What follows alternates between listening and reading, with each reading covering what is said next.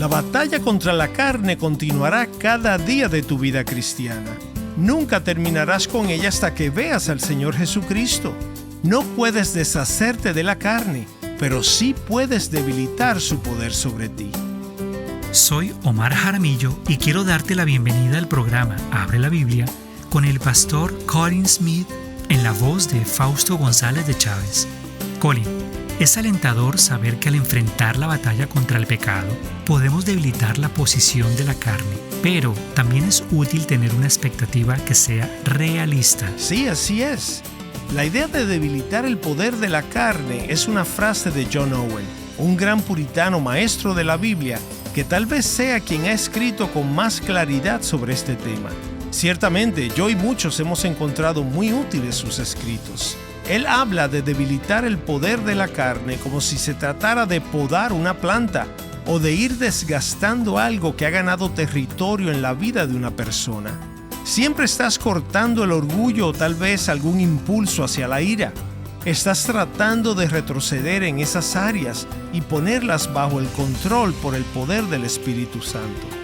Y es una batalla continua, algo que no acaba. Pero entender esta dinámica es realmente útil a la vida cristiana. Hoy vamos a tocar ese tema y también veremos cómo podemos plantar las hermosas semillas de la vida nueva del Espíritu Santo que deben crecer en nosotros para la gloria de Dios. Bueno, esto lo vemos en Gálatas. Hoy nos encontramos en los capítulos 5 y 6. Así que abre tu Biblia y acompáñanos allí mientras continuamos con el programa titulado El Evangelio da buen fruto. Escuchemos al pastor Colin. Ahora déjame hacerte una pregunta. ¿La crucifixión fue una muerte rápida o una muerte lenta? La respuesta es, claro, una muerte lenta. Es una respuesta muy clara. La crucifixión es una muerte muy lenta. Así que cuando Pablo dice que hemos crucificado la carne, quiere decir que está muriendo, no que ya está muerta. Todavía nos causa bastantes problemas, incluso mientras muere. Ahora bien, por supuesto que tu carne y la mía no se van a quedar quietas ante esto. La carne va a patalear y gritar hasta llegar a la cruz, y aun cuando esté clavada en la cruz, seguirá lanzando tentaciones desde allí. Desde su posición, allí arriba clavada, seguirá diciéndote que todavía te gobierna y que tienes que hacer lo que ella te diga. Tengo que confesarte que me asombra cuántos creyentes han sido engañados por la carne y creen lo que la carne les dice. Hay muchas personas en la iglesia que están profundamente convencidas de que no pueden lidiar con su propia carne. Lo creen en verdad. Tal vez esa sea una señal de nuestra cultura terapéutica, en la que cada pecado recibe un nuevo nombre y se reclasifica como una enfermedad. Pero tengo que decirte que si tú piensas que no puedes crucificar la carne, entonces no has creído en el Evangelio. Y tenemos que enfrentar eso. No sirve de nada decir que creemos en el Evangelio y luego negar su eficacia. Mira lo que dice Gálatas 4:24. Porque los que son de Cristo han crucificado la carne con sus pasiones y sus deseos. ¿Lo crees así? Porque eso es el Evangelio. Si eres cristiano, el Espíritu de Dios vive en ti, y eso significa que tienes la capacidad de librar esta batalla. Será una lucha durante toda la vida. Algunos dicen, pastor, usted no tiene idea de lo difícil que es esta lucha para mí. Y yo les respondo, sí tengo una idea de lo difícil que es para ti, porque también es muy difícil para mí. Es una guerra, es una lucha, pero no niegues el Evangelio diciendo que no puedes lidiar con la carne si el Espíritu mora dentro de ti. La manera de reconocer a los verdaderos cristianos es que son los que están librando esta guerra contra la carne. Vive por el Espíritu. ¿Cómo se ve una vida guiada por el Espíritu, que es el corazón mismo de la vida cristiana? Bueno, Pablo dice que lo primero es librar una guerra contra la carne, porque este conflicto existe dentro de ti y tu llamado por el Espíritu es crucificar la carne. En segundo lugar, vivir por el Espíritu es también llevar fruto. El versículo 22 nos da este pasaje hermoso y tan conocido. Pero el fruto del Espíritu es amor, gozo, paz, paciencia, benignidad, bondad, fidelidad, mansedumbre y dominio propio. Son 9 cualidades hermosas. ¿Y qué tienen estas en común? Especialmente si tomamos en cuenta que Pablo describe el fruto en singular. Fíjate en esto, las obras de la carne son en plural, todas ellas, pero el fruto del Espíritu es singular, todas sus virtudes. ¿Qué tienen en común estas 9 virtudes hermosas? Pues que describen el carácter de Jesús. Y este es el fruto del Espíritu, ¿no es así? Es el carácter de Jesús en ti y en mí. Es un fruto, lo que significa que será producido cada vez más con el tiempo y será el resultado de la presencia de Jesús, la vida del Señor Jesús en ti por el Espíritu Santo. La carne produce obras, el Espíritu produce fruto. El fruto crece, viene desde adentro, no se fabrica, no se pega ni se añade desde afuera. Y nota que el fruto del Espíritu es hermoso. Y si lo colocamos en el contexto del argumento de Pablo, esto no proviene de la ley, sino del Espíritu mismo. Si te preguntas cómo puedes lograr llegar a tener más amor, más gozo, más paz, más dominio propio en tu vida, la respuesta no va a ser la ley. La ley no puede producir eso. La ley puede traer cambios en el comportamiento. La ley puede contenerte por medio de las consecuencias para que no hagas lo malo, pero la ley nunca puede producir lo bueno. Por eso Cristo tuvo que venir al mundo y por eso el Espíritu tuvo que venir a nuestros corazones, porque la ley no podía hacerlo. Eso es lo que dice Romanos 8:3. Pues lo que la ley no pudo hacer, ya que era débil por causa de la carne, Dios lo hizo enviando a su propio Hijo en semejanza de carne de pecado y como ofrenda por el pecado, condenó al pecado en la carne. Por eso la virtud nunca se produce por la imposición de la autoridad, solo puede producirse por la presencia del Espíritu Santo de Dios que mora dentro de ti. Imagínate que tienes un hermoso jardín y en ese jardín hay un manzano, un árbol de manzanas, pero no te gustan las manzanas. De hecho, no quieres comer manzanas. Lo que realmente te gustaría comer son peras. Así que hay 2 maneras en que podrías manejar este dilema. Una manera sería arrancar todas las manzanas del árbol, ir al supermercado y comprar unas peras y pegarlas con cinta adhesiva a las puntas de las ramas del manzano. Pero una mejor manera sería plantar un árbol de peras. Esa es realmente la diferencia entre la ley y el Espíritu. La ley nunca va a producir el fruto que deseamos ver. Por eso, aquellos que simplemente han tratado de copiar un modelo, o aquellos que intentan vivir la vida cristiana sometiéndose a alguna autoridad, por ejemplo, el tipo de cristiano que dice, solo dime qué hacer, terminan siendo como una flor de plástico, porque la vida cristiana solo puede ser producida por el Espíritu Santo. No se trata de modificar el comportamiento, no se trata de pegar peras en las puntas de las ramas de un árbol de manzana. El árbol malo produce frutos malos, dice Jesús, pero el árbol bueno produce buen fruto. Juan 15:5. Yo soy la vid, ustedes los sarmientos. El que permanece en mí y yo en él, ese da mucho fruto, porque separados de mí, nada pueden hacer. La ley no puede justificarte, todos lo sabemos, pero lo que Pablo está señalando aquí es que la ley tampoco puede santificarte. Nunca llegarás a ser santo mediante la imposición de reglas. Eres justificado por la muerte de Cristo a tu favor y eres santificado por la vida de Cristo en ti. Esa es la vida cristiana. Ese es el Evangelio. Ese es el cristianismo. Y la buena noticia es que el Espíritu Santo producirá buen fruto.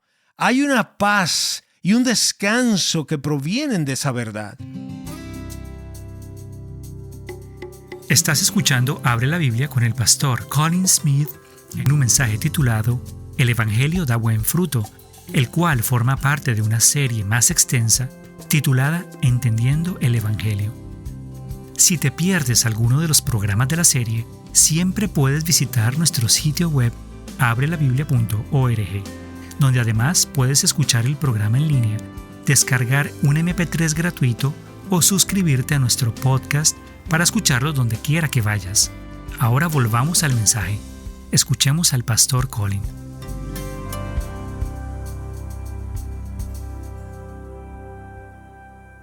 Entonces, el fruto en tu vida cristiana y en la mía depende de que cultivemos la vida del Espíritu, o como Pablo lo dice al final en el versículo 25, que andemos en el Espíritu. Y eso nos lleva a la última de estas tres marcas distintivas de una persona que vive por el Espíritu. La primera, recuerda, era librar una guerra, está librando una batalla. La segunda es dar buen fruto. Y ahora la tercera es sembrar semilla. Quiero avanzar aquí al capítulo 6, versículos 7 y 8, donde Pablo continúa esta descripción de lo que significa vivir en el Espíritu. Mira Gálatas 6, 7. No se dejen engañar, de Dios nadie se burla, pues todo lo que el hombre siembre, eso también segará. Porque el que siembra para su propia carne, de la carne segará corrupción, pero el que siembra para el Espíritu, del Espíritu segará vida eterna. Sembrar para el Espíritu, no sembrar para la carne. Así es que Pablo recapitula esto de lo que significa para nosotros perseguir la vida en el Espíritu. La batalla con la carne continuará todos los días de tu vida cristiana. Nunca terminarás con ella hasta que veas al Señor Jesucristo. No puedes deshacerte de la carne, pero sí puedes debilitar su poder sobre ti. De todas las cosas que he aprendido sobre el cristianismo a lo largo de los años, creo que este conocimiento ha sido probablemente el más útil para mí en términos de encontrar ánimo en la batalla de la vida cristiana. Si piensas que algún día vas a deshacerte de ciertas tentaciones en tu vida y que ya no estarán presentes, olvídalo, no va a suceder. De hecho, la Escritura dice que no sucederá. Nunca te librarás de la carne ni de su influencia en tu vida, aunque las formas de esa influencia puedan cambiar con el tiempo, pero sí puedes debilitar su poder sobre ti. John Owen, el escritor puritano que quizás haya sido el más efectivo en tratar este tema, habla de un debilitamiento habitual del pecado en tu vida. Debilitamiento habitual. Como él bien entendía, nunca te deshaces de la raíz, pero lo importante es el debilitamiento habitual del pecado en tu vida. No puedes deshacerte de la carne, pero sí puedes debilitar el poder que ejerce sobre ti. Siempre me ayuda a pensar de esta manera. Cada vez que dices que sí a la carne, fortaleces su poder en tu vida. Entonces, cada vez que dices sí al chisme, a los celos, al odio, cada vez que te emborrachas, cada vez que miras pornografía, cada vez que te deleitas con un chiste indecente, cada vez que dices sí a la carne, ¿qué sucede? Aumenta su poder sobre ti. La próxima vez será más difícil decirle que no. ¿Por qué? Porque estás sembrando para la carne. Eso es lo que Pablo habla aquí. Estás sembrando para la carne, así que cosecharás de ella. Y cada vez que le dices no a la carne, ¿qué crees que sucede? Pues que debilitas su poder sobre ti. Esa es la verdad y algunos de nosotros la conocemos muy bien. Si has dicho que sí a la carne repetidamente en el mismo ámbito durante un largo periodo por muchos años, ahora estarás cosechando la siembra y verás que ha ganado control sobre tu vida y que hará mucho daño. Eso es lo que Pablo dice, pues todo lo que el hombre siembre, eso también segará. Y el que siembra para su propia carne, de la carne segará corrupción. Si has estado sembrando para la carne por largo tiempo y por lo tanto has permitido que un pecado particular construya un fundamento en tu vida, necesitas escuchar la alarma sonora hoy.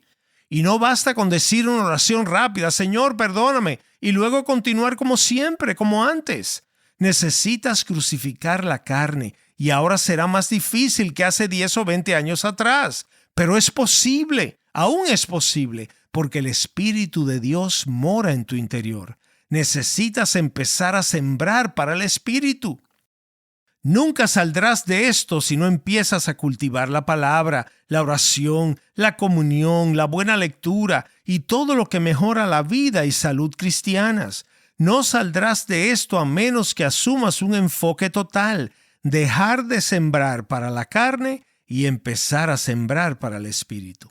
Y necesitas hacerlo ahora mismo. Recuerda que la Escritura dice, si hoy oyen su voz, no endurezcan sus corazones. Y la razón por la que la Biblia nos da esa advertencia cada vez que suena su alarma es porque mientras más tiempo dejas pasar, más difícil será.